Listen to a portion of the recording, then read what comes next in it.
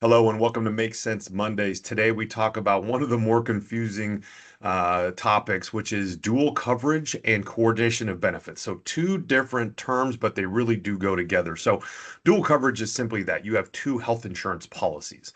And coordination of benefits, we'll start there. These are the rules in which insurance companies apply to someone that has two insurance policies on who pays first and who pays second.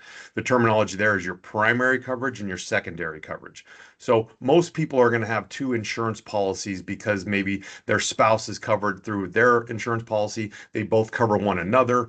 If that's the case, your primary insurance coverage is going to be your employer sponsored coverage. So the one you get through your employer is primary, and your spouse or partner, their policy that they get through their employer would be primary, and both of you would be secondary on each other's.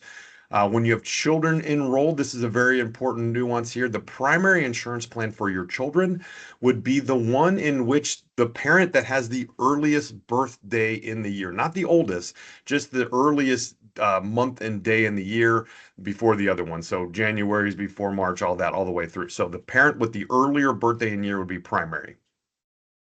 So let's talk about some of the things that are right and wrong about this. We'll start about what this is not, some of the cons of this. So when you have two insurance plans, this is not 200% of coverage. You're not going to be able to submit a claim, and whatever they ask you to pay, you submit it to the other insurance company, they pay the difference. Okay. That's where the coordination of benefits comes into play. So it is not necessarily double the coverage. Another thing is providers bill incorrectly for this all the time. You are more likely to have more frustration in the billing practices between the two insurance companies than you are to have benefit and less dollars out of your pocket.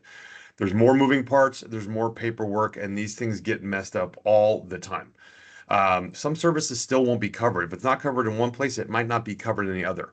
Those are some of the cons to it. Now, the pros, we'll start where we ended there. Sometimes something is covered with one insurance company that's not another. Maybe you have Kaiser for one of your plans, but you want to have a PPO plan so you can access different hospitals and providers outside that network. Still can be very tricky because Kaiser has to decline the claim before it's approved elsewhere.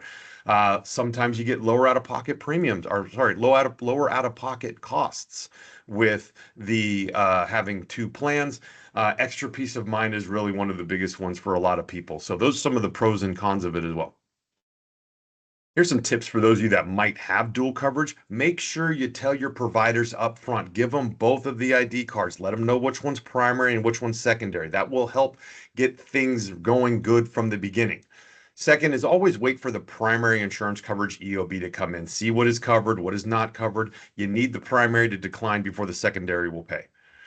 Keep your coordination of benefits updated with these insurance companies. Make sure they know what is going on, that you have another policy. There will be coordination of benefits questionnaires they can provide for you.